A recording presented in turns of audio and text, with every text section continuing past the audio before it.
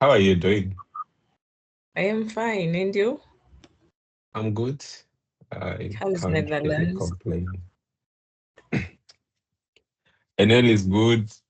Uh-huh. Uh yeah, but everything good has its own challenges. So you get to know how to maneuver and Okay. adapt. Yeah, that is the main important thing to adapt. How did you what is your biggest challenge so far? Winter? Actually, you can't say I can't really say that winter is a problem because summer has also its goods and good side and bad side.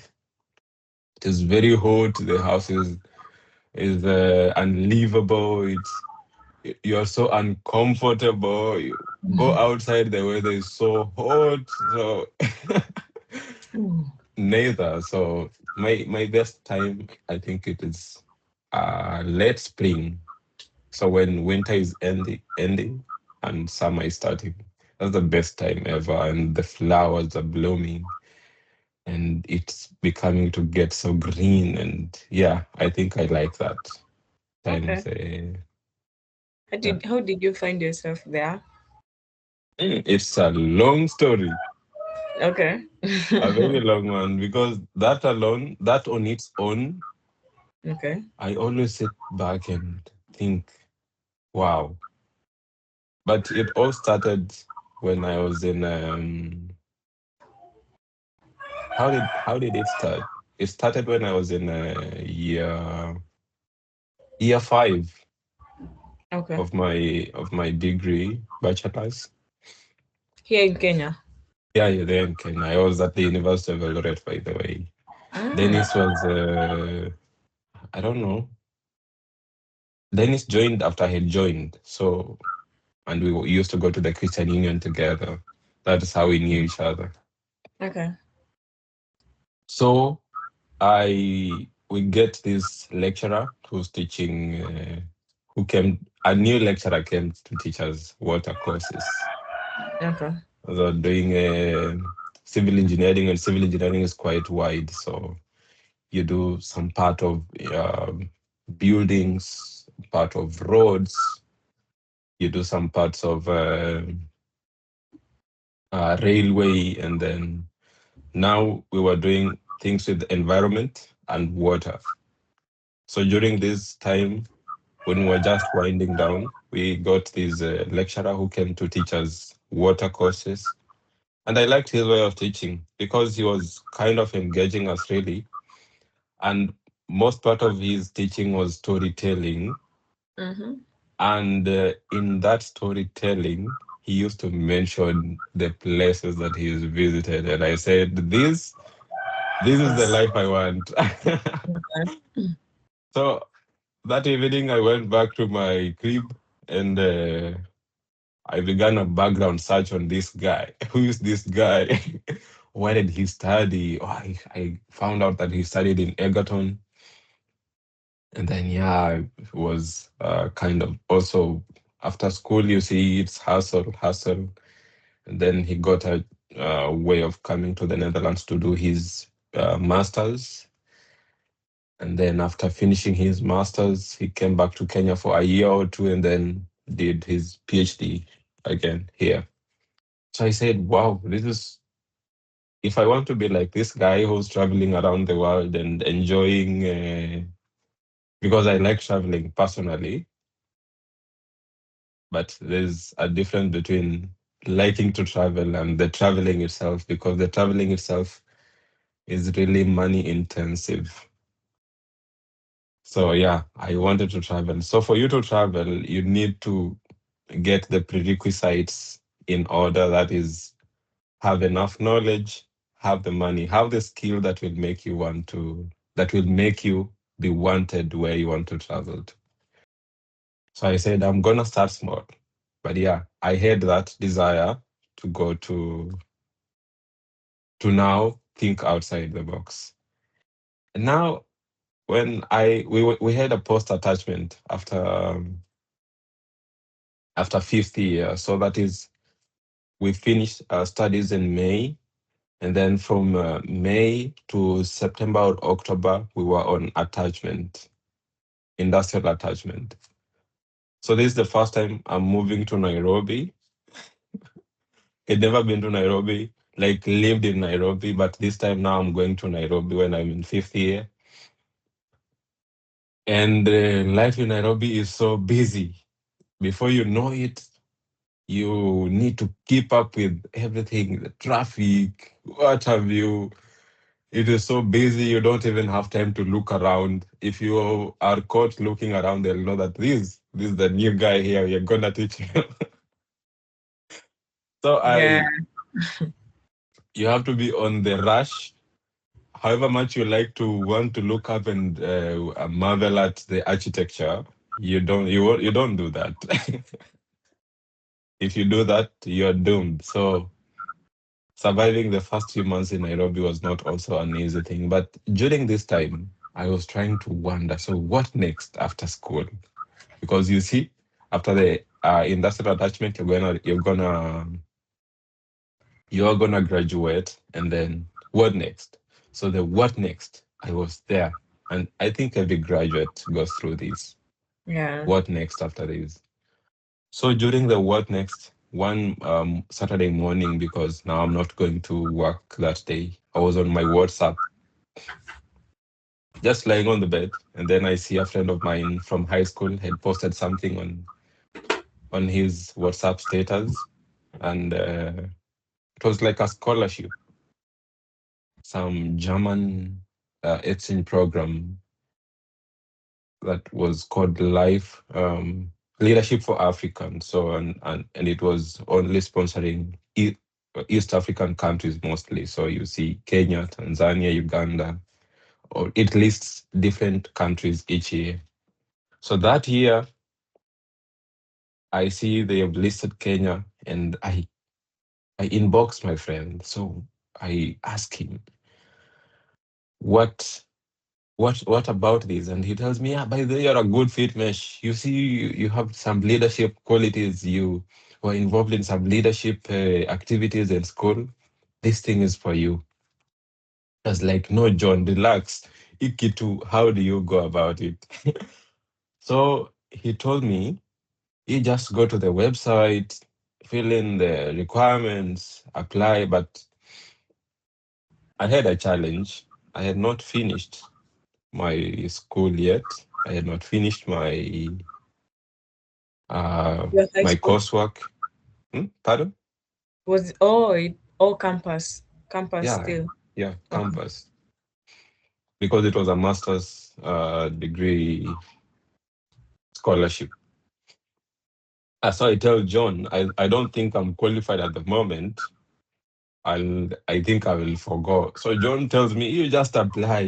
You don't know what will happen.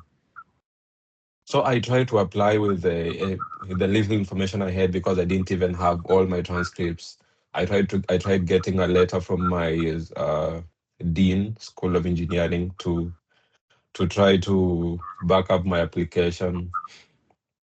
But still, I wasn't so positive about it. I knew this is a dead end. And yeah, true to it, when the results came out around in October, yeah, they told me they regret to inform me that I've not been chosen, because I still didn't have the required academic qualifications.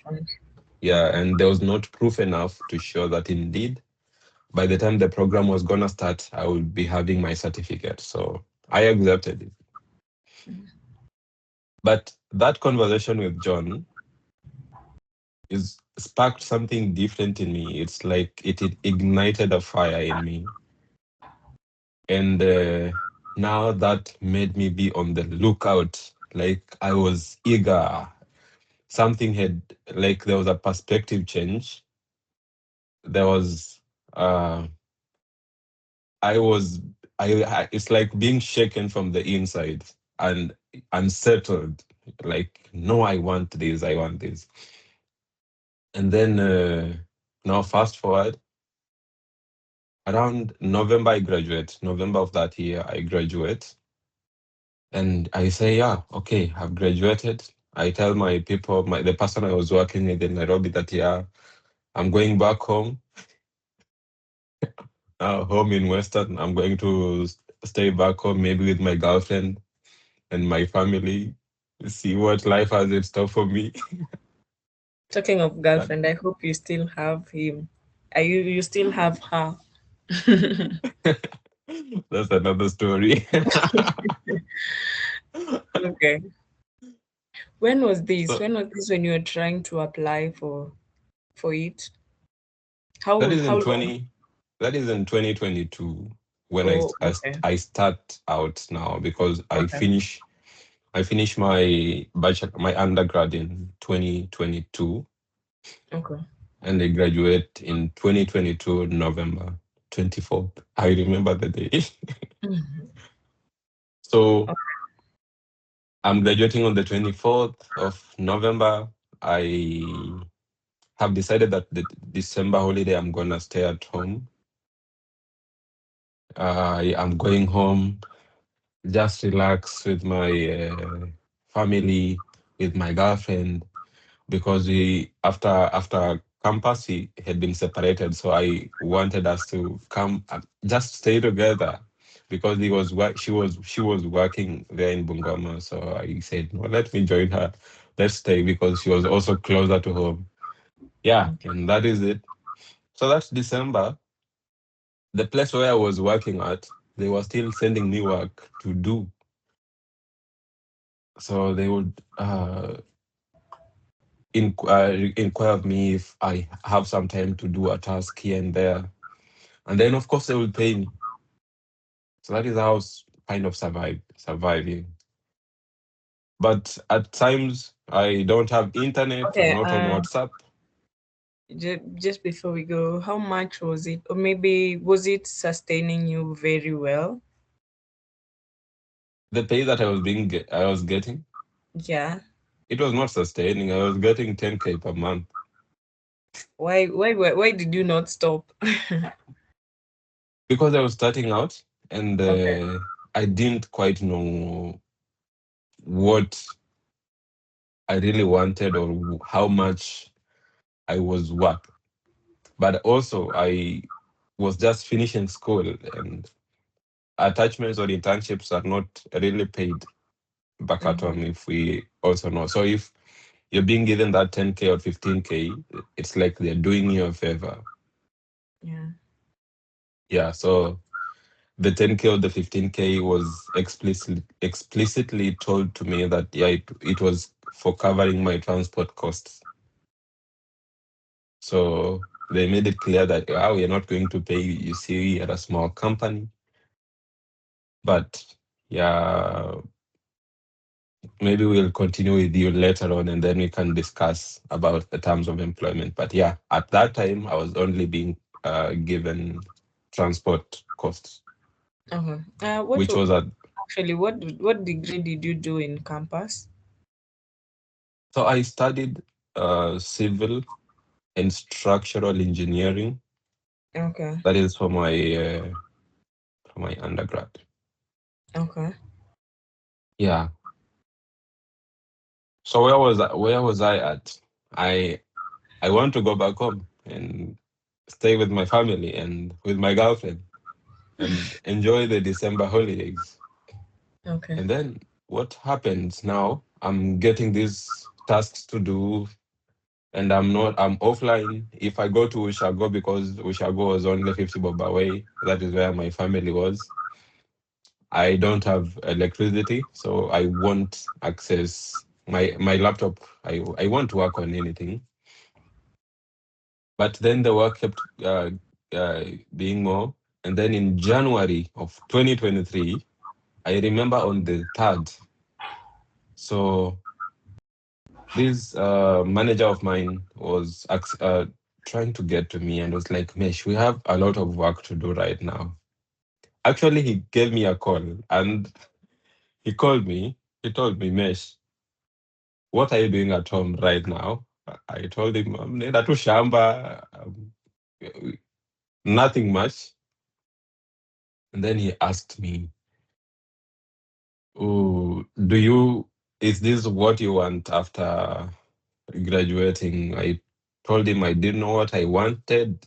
I just want to evaluate my options. And then he told me, "Usiogope mji." That is the exact word, sentence that he told me. Don't fear the city. Then he went on to tell me how this person I'm talking about is the same lecturer who had come to teach us water courses. So after he had started teaching us those water courses, I became interested. I went to him, expressed my interest. He was also the one who supervised my undergraduate uh, project, final year project, and yeah, we built some rapport. So he is telling me this uh, January how his life was after school, how he moved to Nairobi from the village also, and how the city was not so easy because they were staying, I don't know, 5 or 4 people in a bed sitter, and they just needed a place to lay their head on. And that was a reflective moment. And then he asked, after the end of the conversation, after talking about so many things, he asked me, "So when are you ready to come?" I told him tomorrow.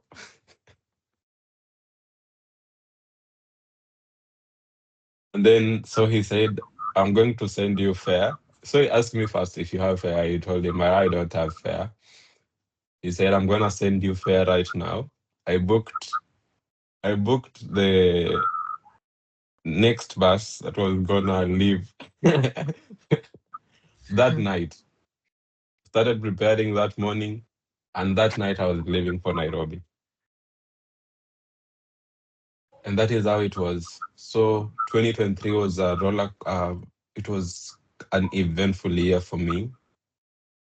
I had also expressed interest to him about pursuing an MSc in the institution that he was in. We had talked about things about scholarships. I had hinted to him about a scholarship about there was a scholarship that's being sponsored by Rotary, and yeah, after that he also told me about another scholarship, and then that is in January. February came. These are the scholarships that he had told me about, sends out requests to alumni about the scholarship being open at that moment and if they could forward to their network. So he forwards it to me and some of my friends, and we do apply for the scholarship. And then we wait. So you scholarship application is quite interesting because you first need to apply to the school to get admitted. You need to meet the school's admission requirements.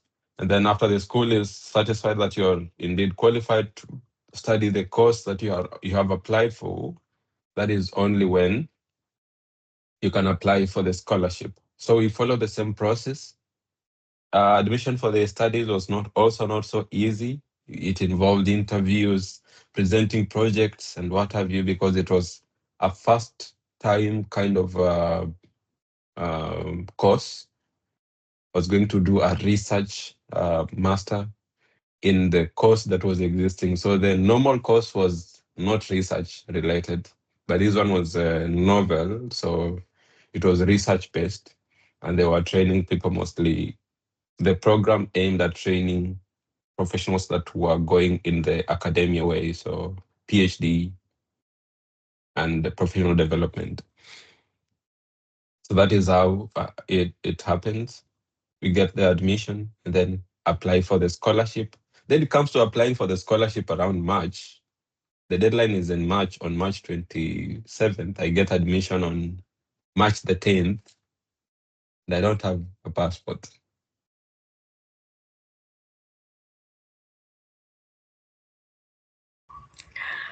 Such a long story of how you ended up in Netherlands. Uh, 17 days and no passport, and you need a passport. About the passport is just another story again, but I got the passport. applied the scholarship in time, and waited. Okay. And this is how I got myself here. Okay.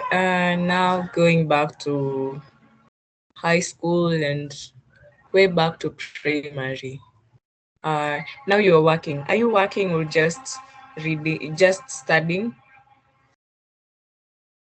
I already finished my studies in August. I graduated in August, so I'm no longer studying. I got some trauma from my Messi, so I'm recuperating.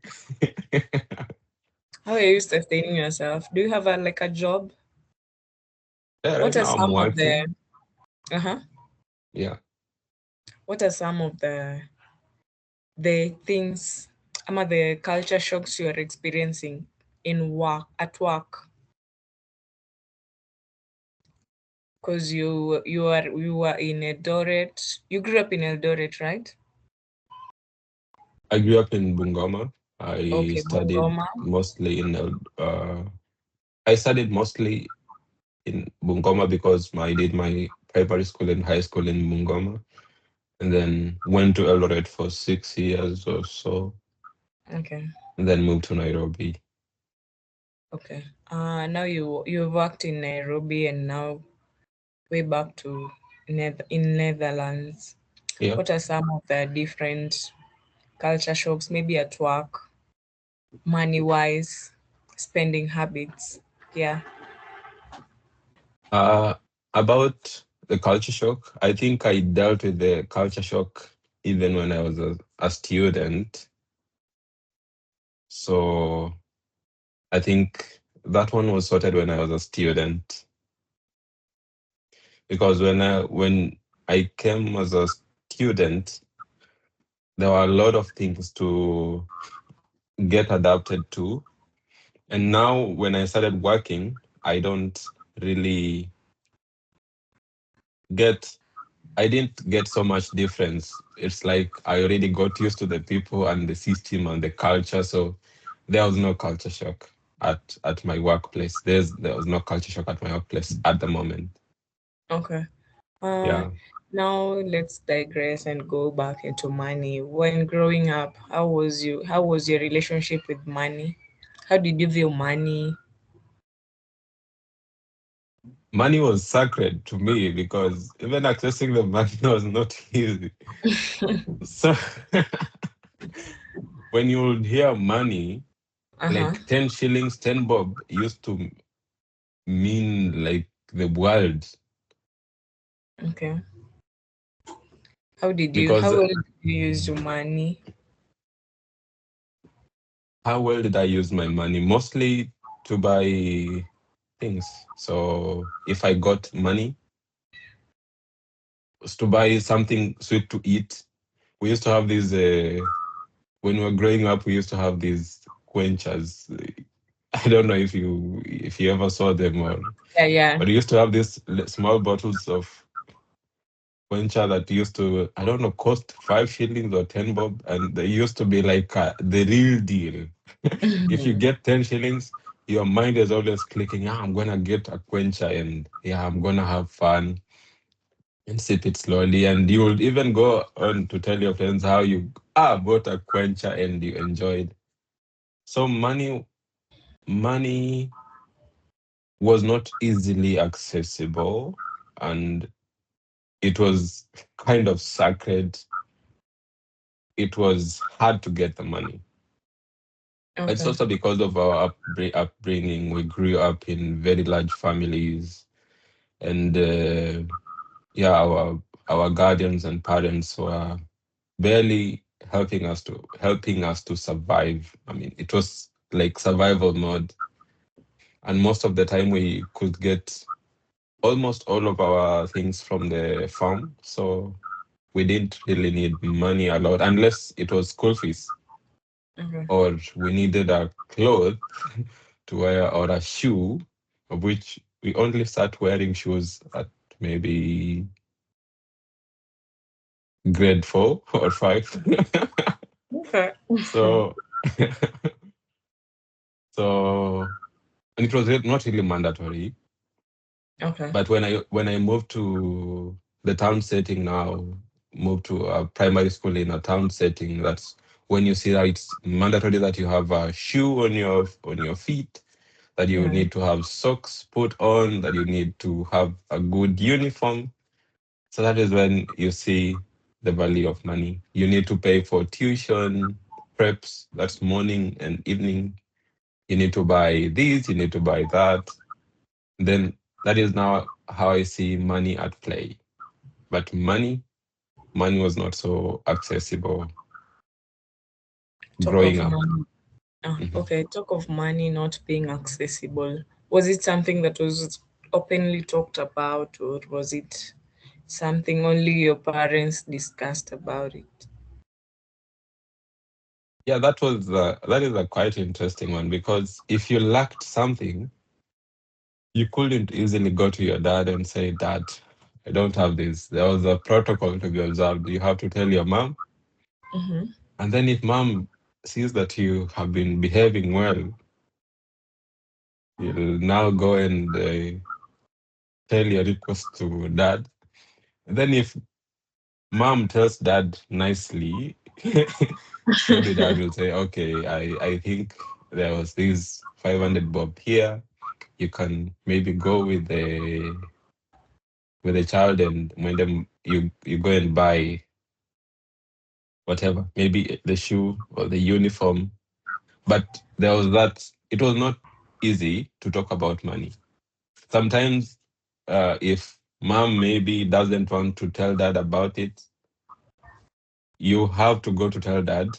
And most of the times it was no, there's no money for that right now. I remember Okay. missing out on so many school trips because of the same, because money was not easily discussed. I mean, openly discussed. So yeah, it was not openly discussed. And yeah, that was our greatest misdoing. In school, it was also not so openly discussed. At home, it was not so openly discussed. So it made us to grow in these type of environment or setting that you don't really know what money means. And this means that the knowledge that you get about money mostly is from experience or self-taught, I would say. Okay. Yeah. Now from primary, let's say primary, most of the time your parents supported you. Hmm. But then I'm thinking of campus. How did you survive in campus? Did you have any side hustles?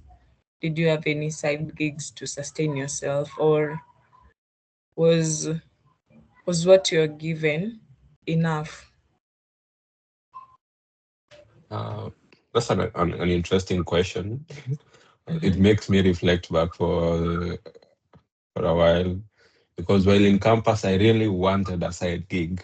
I used to read online that if you have a computer and a phone, you just need a computer and a phone and internet, and you can make money. So Yeah, I was really looking forward to that. I have a phone, I have internet, I have a laptop. I want to make money. yeah, But that is when now reality starts to started kicking in, and yeah, you realize that even with my computer and with my internet, with my phone, I can still make money because you don't have the knowledge. And then, so how was it like in first year? I was mostly being supported, and in first year when I was in, so before joining campus, I was hustling. We were doing some Jenga work, electrical work, and actually that is where I got the inspiration to study civil engineering because I were working mostly with engineers, visiting. You see when you're an the electrical guys, you visit the building before it's say when it's being built. So yeah, yeah. And even after being built, you need to go and now install the bulbs and the good things. So I used to see that process of building, and I used to like it, and like, wow. So who is the biggest person that decides how this building is gonna be the way it's gonna be? And I was told an engineer and an architect. But who does? So they would say the architect will design how it looks like, but the engineer knows the nitty gritty part of it. What load goes where, how the what size of the wall it's gonna be, the columns, the beams, what size are they going to be? And I was like, yeah, this is what I want. This is how I want to touch people's lives. That is how I decide to actually go into the civil engineering field. And now during this time, we used to hustle, get your 500 bob per day. And yeah, I used to do some savings. So that is what gets me mostly in going in first year.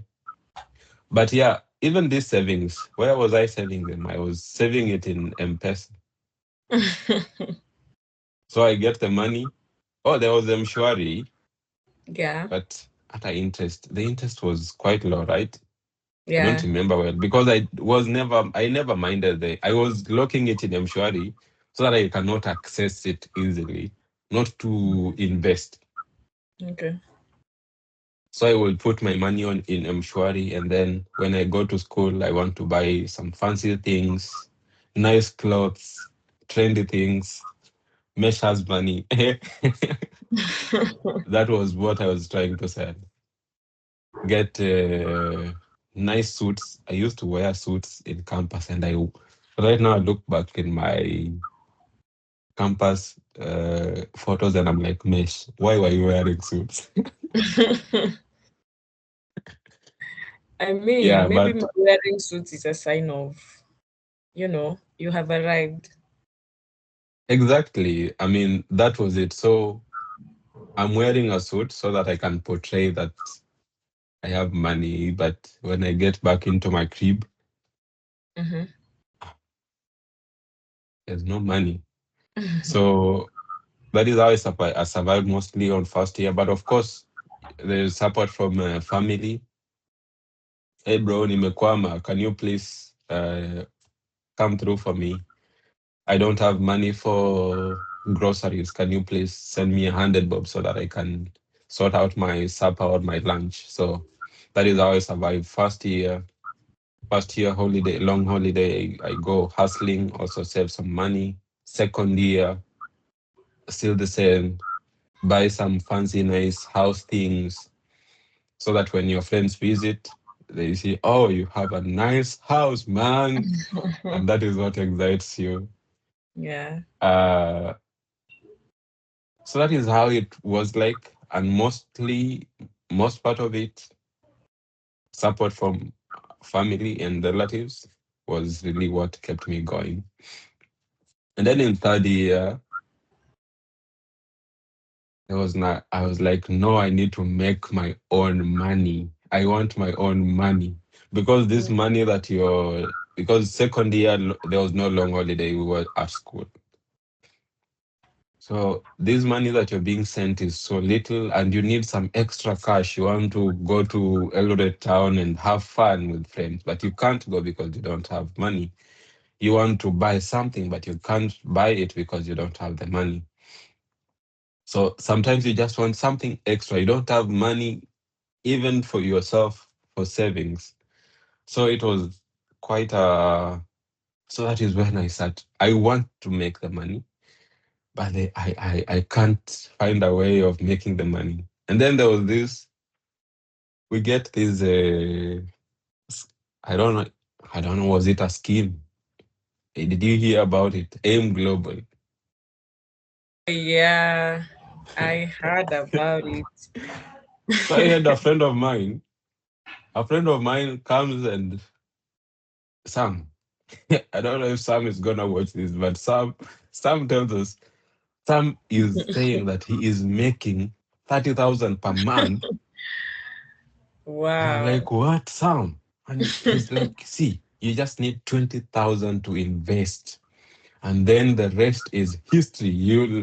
this is you saying bye bye to poverty and to Perfect. lack. And he's like, by the time you're finishing your fifth year, you'll be driving a very nice vehicle. And I'm like, driving? Yes, I want to drive when I go back home. Wow. How I sourced this 20,000 to join that. Now I had to tell lies, borrow money that I didn't know how I'm gonna pay. But I knew if I can make 30,000 in a month, this means if I'm gonna borrow these, sorry, if I'm going to borrow this 20K and in a month I'm going to get 30K, this 30K means I'll even when you have return extra 10K and pay back the debts that I'll be having. Oh my goodness. home. I Hey, think that Sam, is wherever you are. I think that was the first ever biggest financial lesson I ever got. Hmm. It What did you was a learn big from one. it? It shook me. I wanted to get rich quickly, and there was no reasoning behind what I was getting into. Okay. Yeah. Uh, If it's too shiny, you should think about it. If the deal is too good. it's too good. Yeah. Okay. Ha- wait, have you ever been pressured to look successful and yeah, to look successful, mostly when in campus or right after you've finished, or even now that you're in Netherlands, you have a family back at home, which maybe Um I don't know, yeah, maybe they I get you. I get you. yeah.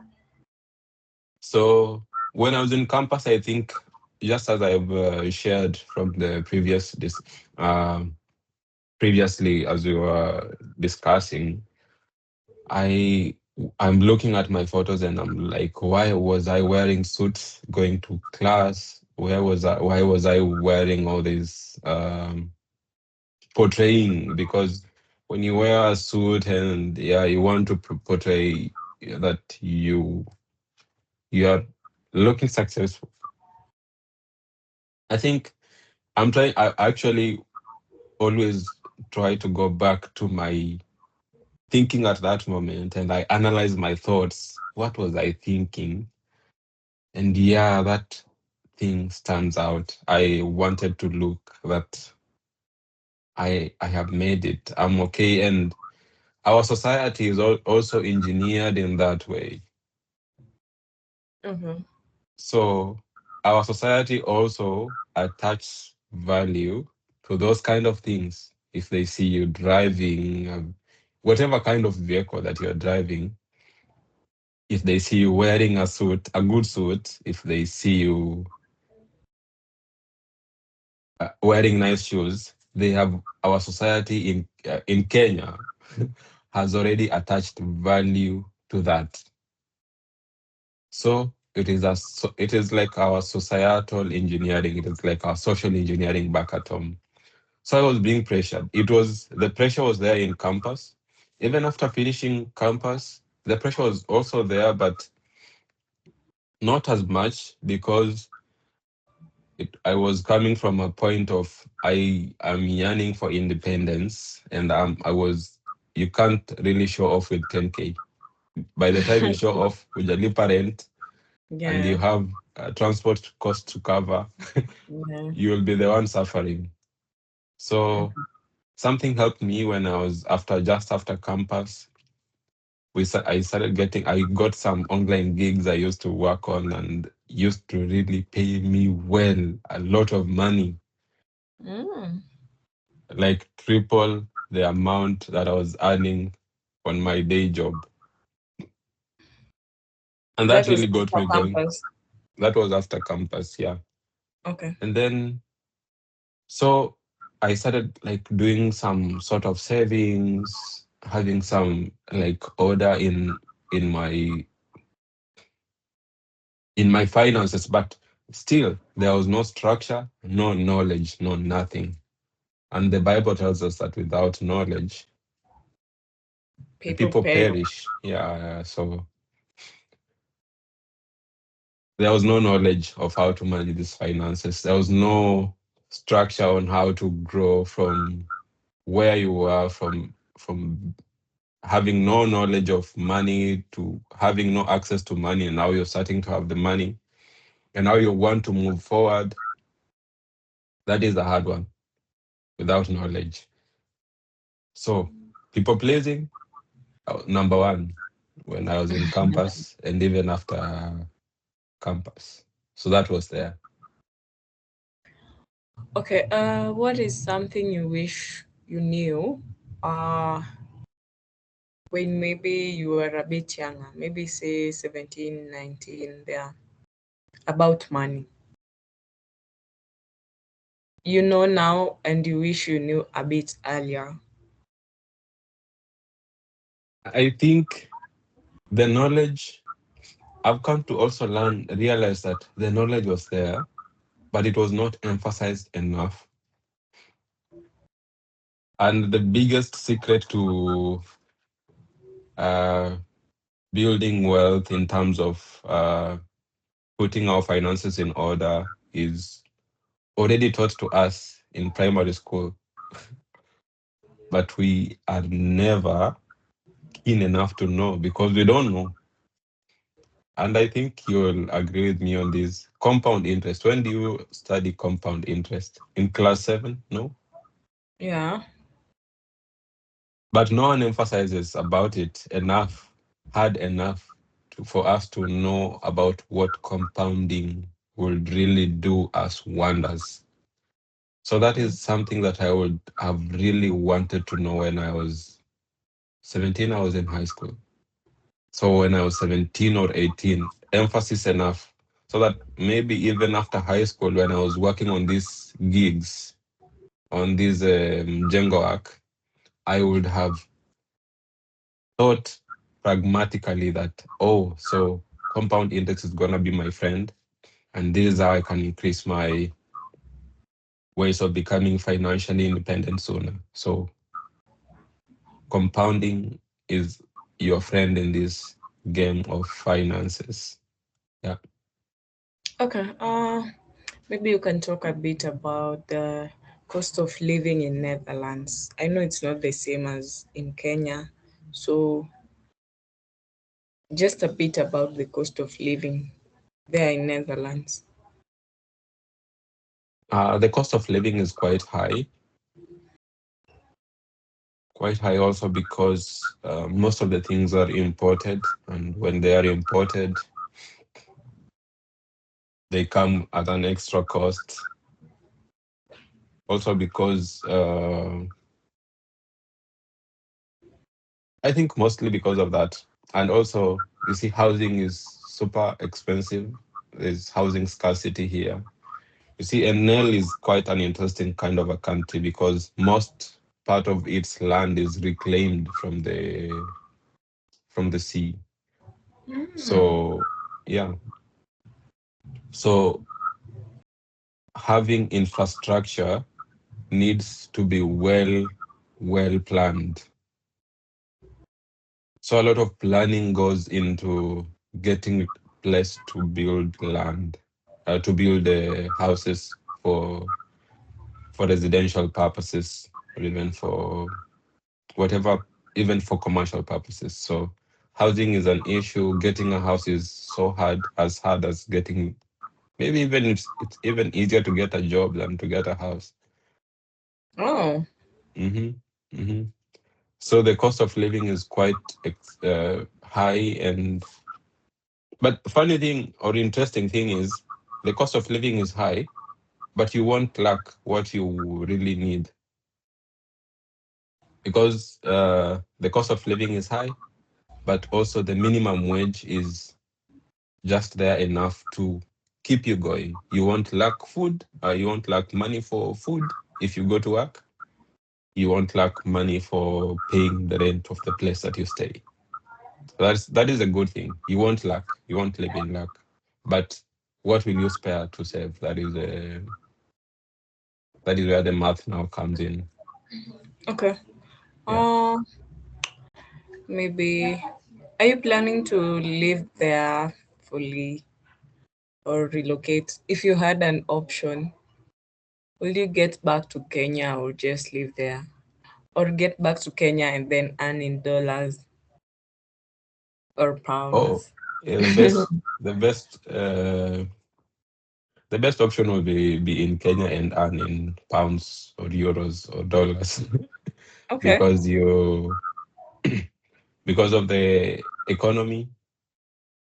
So it's like if I earn the same amount of money that I'm earning here, and then I come to Kenya, that is like the realest financial freedom that you'll ever want, because you'll see your minimum expenditures on the monthly basis will be reduced by almost fourfold. So you see, like a bed sitter. Let me put this into perspective. A bed sitter, the bed sitter that I'm staying in costs 1,100 euros. Mm, 1 euro is 150 bob, approximately. yeah. So that's Say to almost 150K and above. okay. So 150K on a bed sitter. Okay, like minimum monthly expenditure that you need. That is rent, insurance, and groceries. Electricity. No, the electricity, water, they are all included in the rent, so that's well sorted.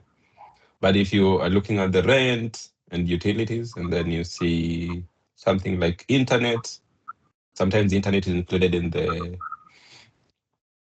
rent, but you may need internet for outside the house, so you'll need different subscriptions. And then you have groceries. So you'll need a minimum of around 1,600 euros per month for you to survive. That is Mhm. bare minimum. But if I get this bare minimum and I come to Kenya. back home, Yeah. wow, Yeah, I get that it. is sometimes you may not even need to pay the rent. Yeah.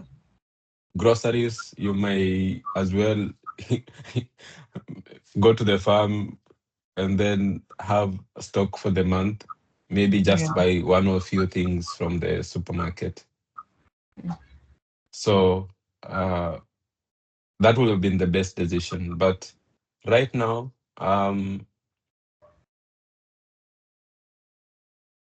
I think I will just be here.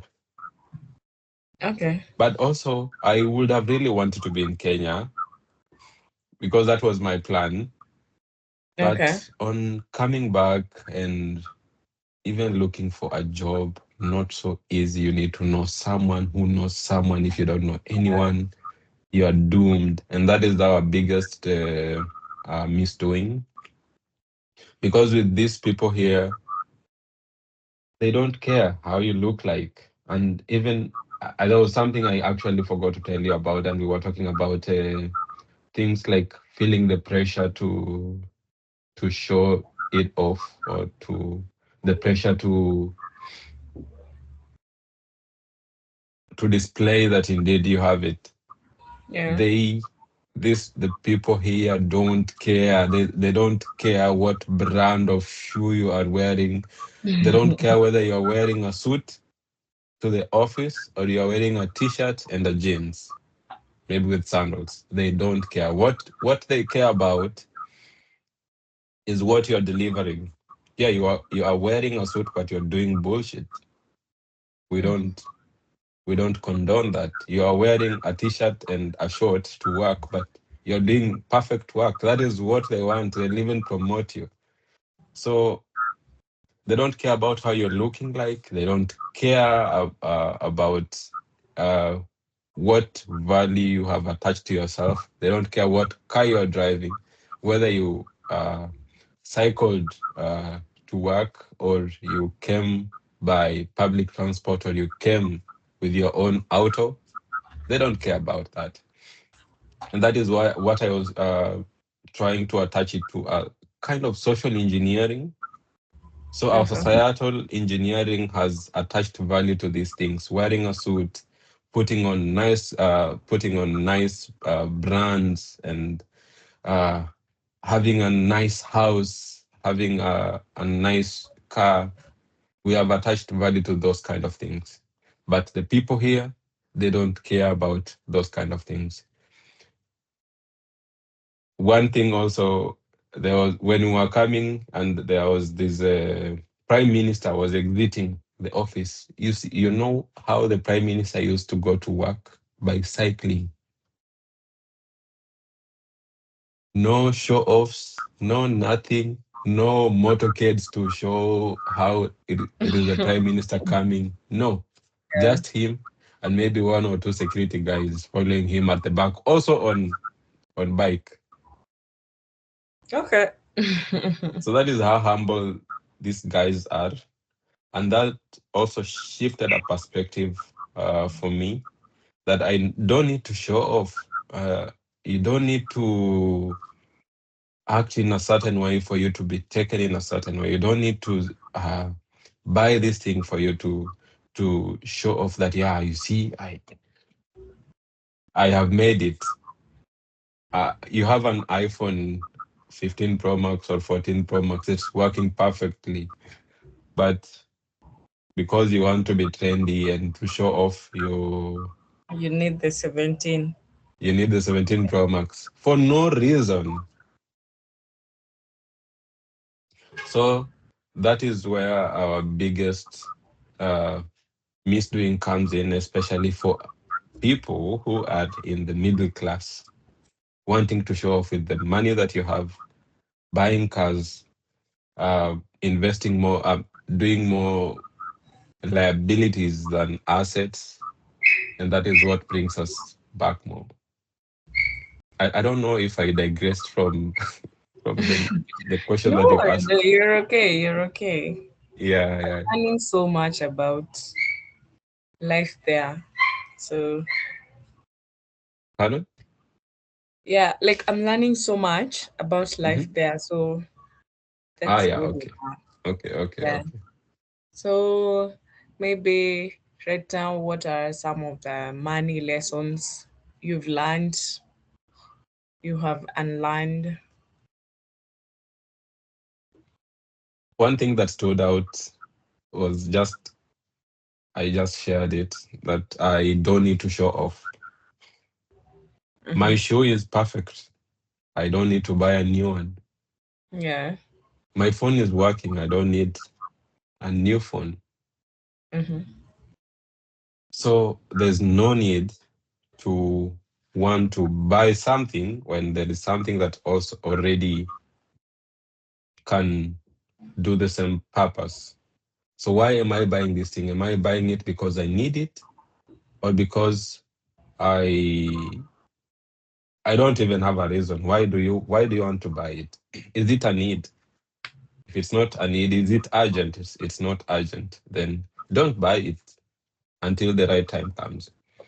So the thing that I've really learned was to live frugally. And living frugally doesn't mean that you are now not going to, you're not traveling. By there, I like traveling, and I have now even traveled more places than I ever traveled. And it's a nice thing. So you're living frugally, but living frugally means living not going outside your spending bracket for no reason. So minimize your expenditures. Don't buy things because of just buying impulsively without budgeting for it. But also, don't forget to enjoy the life that you are even saving for. So life is happening right now. If you're gonna save for the future and life is happening right now, what happens in the future? We don't even know whether we'll be there. But that doesn't mean that we shouldn't save or invest, because that time will come. So that is the biggest money lesson that I've learned. Live in your budget, live in your means. Don't go outside your means. Okay. Wow. I know what is an advice or something you would tell your younger self now that you've grown up, you have experienced so much. You remember Mm. the little you in Bungoma, and now Mm-hmm. you're in Netherlands. What are some of the things you would tell him right now? If I would meet him and talk to him, I will tell him not to worry, that life life is gonna work out someday. You need to be patient with yourself. You need to be more outgoing, Hmm. and yeah, to keep going on. That life gets better eventually. That is what I will tell him. Okay. Uh, Yeah. Life gets better eventually. Yeah. Uh, the best financial decision you have made so far, apart from joining M Global and not. I think the best financial decision that I ever made was to start. That was last year, or this year. I don't remember well, but was to start building my emergency fund. Yeah, and anyone who's gonna start out right now, don't do anything fast. Start with an emergency fund. Okay. Yeah. Uh, So that is the best financial decision. And anything that I will tell anyone who's gonna start out in whatever way, even if you're a student, you just got your first job, whatever, even if you really want to invest in, I don't know, crypto, or you want to invest in shares or uh, ETFs, treasury bonds, there's only one way to start out. Have an emergency fund in order first. Yeah. okay. Yeah. Uh, any last message you could tell to anyone in their 20s or 30s trying to figure out money in this day and time? Um, Biggest thing would be get the knowledge. There's a lot of knowledge, places to learn from. YouTube, social media platforms. I always use X, read books. The first book that ever exposed me to matters finances was The Richest Man in Babylon. And that really opened my thoughts and minds about money matters. It taught me almost everything I needed to know about money. And how was I reading this book? I used to read this book during the morning and evening commute that I used to have in Nairobi. So get knowledge. And if you're saying, I don't have time, look at the time that you spend on your commute. 1 hour, 2 hours, in the 1 hour in the morning, 1 hour in the evening, or even more, you could use that time to read a book.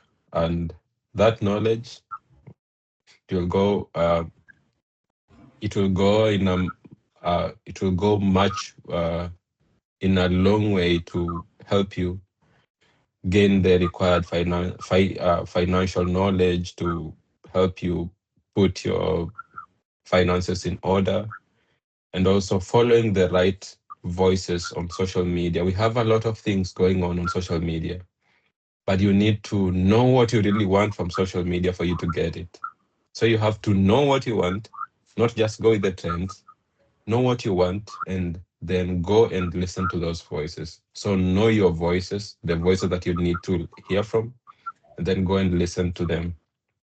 I have two or three people that I always follow on X, and anytime you go, I go to their timelines maybe twice or once a week to just update myself. And the knowledge that you get from those people, sometimes it's even free advice. They're telling you invest in this, buy this type of shares, put your money here, put your money there, and then keep quiet. So last year I tried this.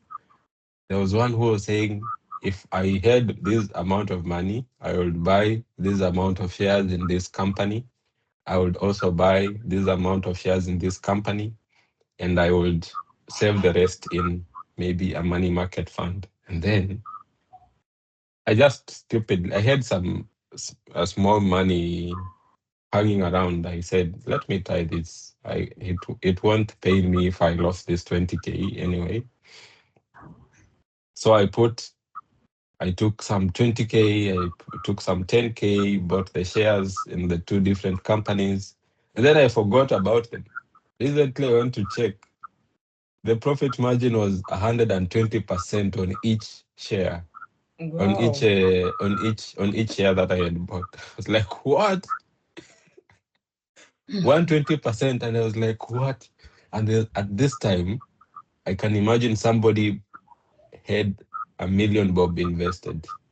Yeah, So you can imagine the amount of returns that they're getting. they are getting.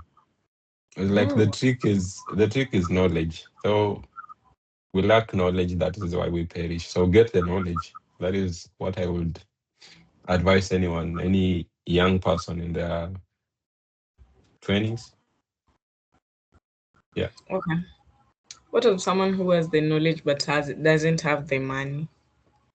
There is that aspect. Yeah. You've Yeah. collected all Yeah. the Yeah. knowledge, but you don't have the money. Yeah, that is a hard one. I know it for sure.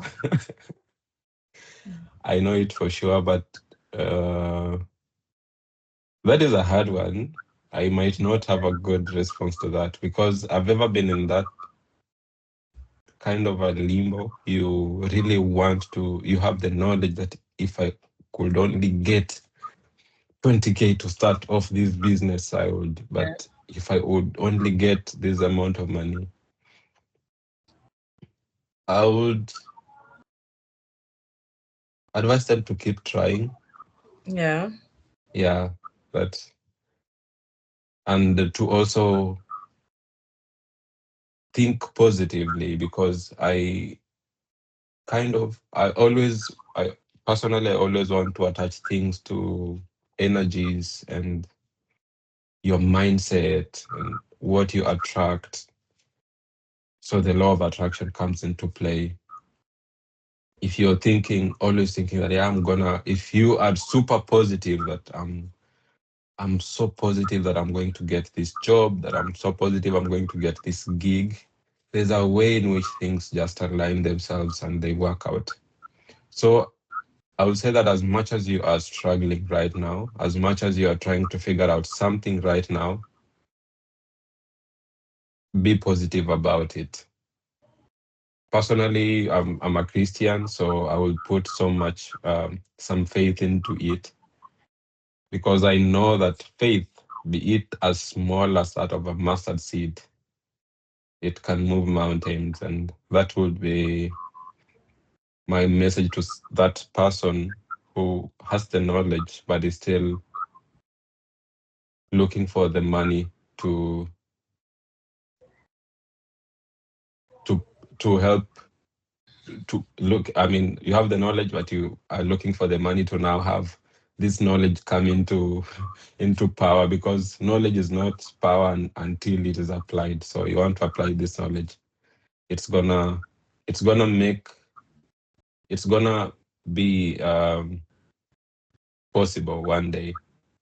So Okay. all the best. Yeah. Uh, Thank you so much, Meshack. In closing up, maybe just one word or two. to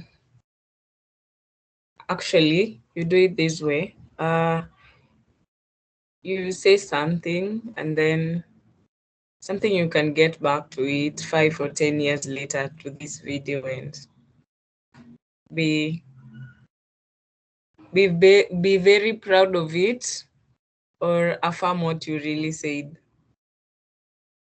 I didn't quite get you. You say a word or a statement or yeah, a word or a statement, and Mhm. it should be something that you it will still make sense 5 years later. Oh, Yeah. wow, that is the hard one. My salary will not make me rich. Oh, okay. Mm. Your salary will not make you rich. Yeah, only my investments will. Okay. Sawa sawa. That's it for today. Thank you so I much. think it should be two-way. You should also say something that should come back to it. So that you can also say, Mesh, you remember I said this. So it's you. Okay, I didn't see that coming. Okay, for me is in the next 5 years. Hmm. I don't know. I need to have visited like 3 countries outside Africa. Ah, Yeah, okay. You yeah, might, you do you know that you might travel those countries in 1 year or even in 1 month? yeah. I know, but then let's see if I'll be able to do it. Okay, I'm going to end the recording, Okay, sawa but sawa. don't Thank hang you, up. guys. That's it for today. I hope you have enjoyed this conversation. See you in the next one. Bye. Bye. Don't hang up.